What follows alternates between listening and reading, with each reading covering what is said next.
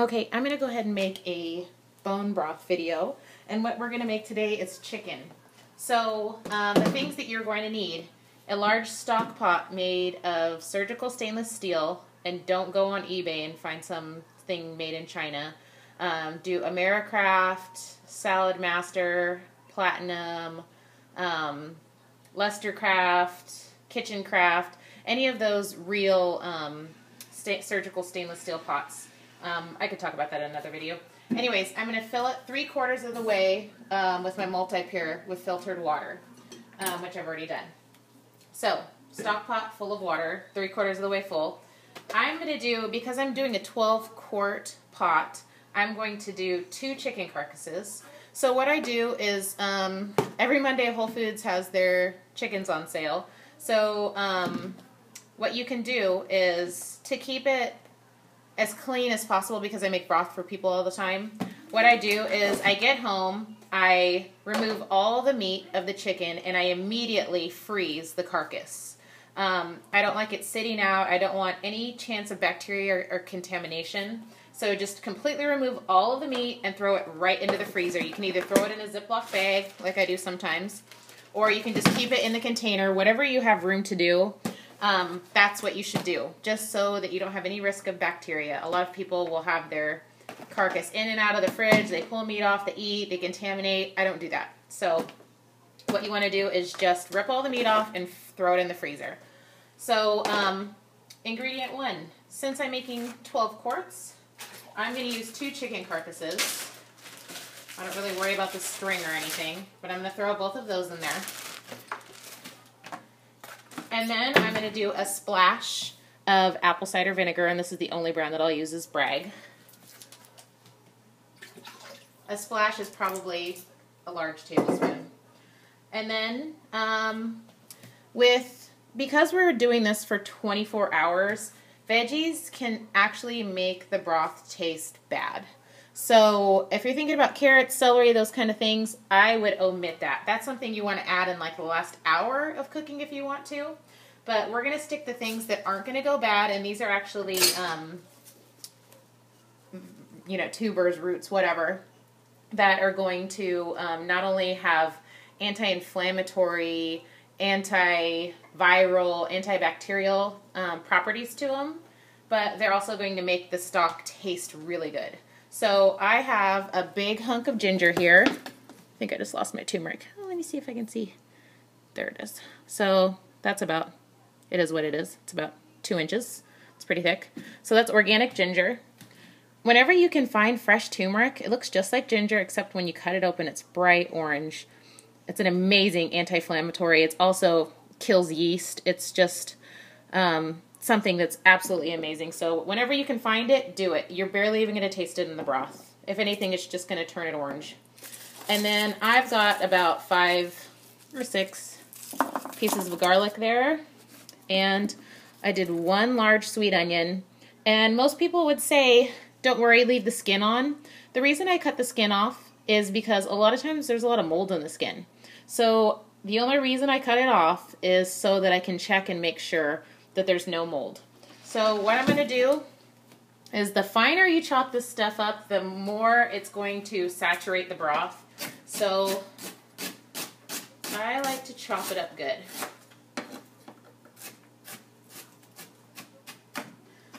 I probably wouldn't go to the extent of blending it, because we are going to actually be simmering this for 24 hours.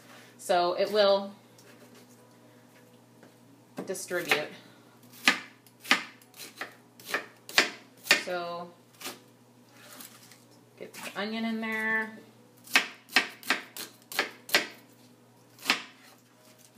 Showing you exactly what I do. Hopefully you can see it, because I just have my iPad going here. Looks like you can. Garlic. The garlic paper I do leave on, because I can see clearly that there's no mold going on. And I don't want to waste time peeling it. You're going to strain all the stuff out. Doesn't matter. Just make sure you're chopping it enough that it's going to really distribute into the water. So get all that in there. And my turmeric, which is beautiful. Whenever Whole Foods has this and it looks really fresh and not moldy, I buy it because turmeric is just so amazing. So there's my turmeric. Again, you're really not going to taste it. Next, everybody's favorite, at least mine. This is probably terrifying for a lot of people, but these are chicken feet. Let me see if I can. What's amazing about chicken feet is this is where all the ligaments are. This is where all the joints are. They're full of collagen, elastin, everything that your face needs to be plump and beautiful in your body, in your joints, and your gut. It's probably some of the most soothing properties to the gut. It will gel your broth like nobody's business too. So you're going to get a ton of gelatin, which is a ton of calcium. Everything that's coming out of this broth can be readily used by the body with almost no digestion. It's an absolute powerhouse healing food. So what I'm doing is I'm dumping about 3 pounds of chicken feet in there. And I like to get them from local farms. But these ones I had to order because I bought all of my local farms out. These ones I had to order from Azure Standard. They're the organic Rosie's chicken feet from Petaluma, California. So I'm going to kind of give you a bird's eye view here. There is everything in there. And as you can see, it wasn't topped off. Sorry about the camera. So I'm going to top it off with water and leave about 1/2 centimeter at the top. And I'm also going to just add a tiny bit of salt. I'm not seasoning it, but the salt can help with the extraction process, so I heard. So I'm taking some really good Florida Cell broth that I get from the Meadow. You can order it from the Meadow online. They carry amazing salts. Do not use Morton's or... I'm sure most people who watch my videos already know that you're not going to be using iodized salt. But this is some amazing salt from the Meadow. Once you use it, they're Florida Cell, you'll never go back. So I'm topping off my water, and then I'm going to move it onto the stove. And what you can do at this time, if you want to, is just write down your start time because you want it to go for 24 hours. Don't waste your bones. You want it to go for 24 hours. And it's just about full. Make sure everything is submerged. And this easily will. And with a 12-quart pot, this is going to yield slightly more than 2 gallons of broth with all the bones and everything once it's strained. So, and it's just about full. So I'm going to shut that off. And I'm going to put my lid on. And I'm going to move this to the stove.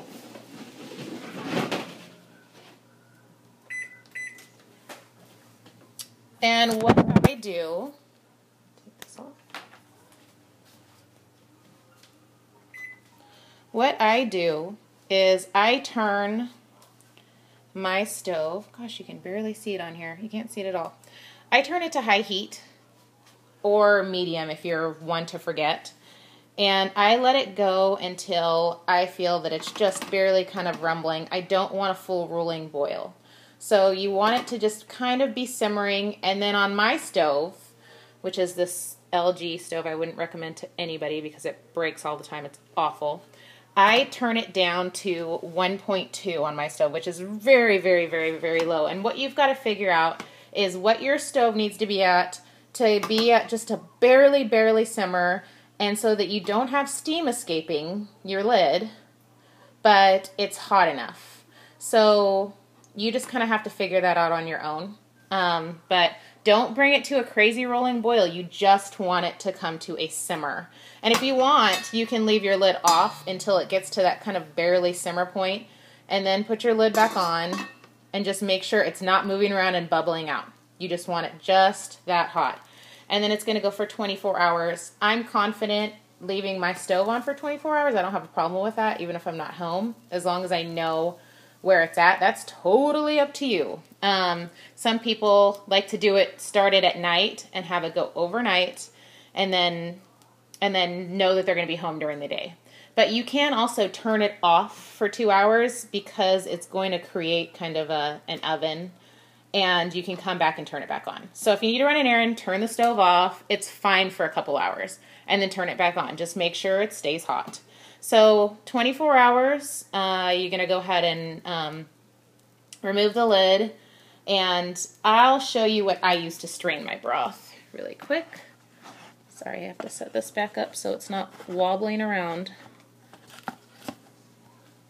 So I use a Pyrex and a strainer. So I use about that size Pyrex, which is a 1 quart. I use a fine mesh strainer, like so. And then I use a ladle. I'm sure you know what a ladle looks like.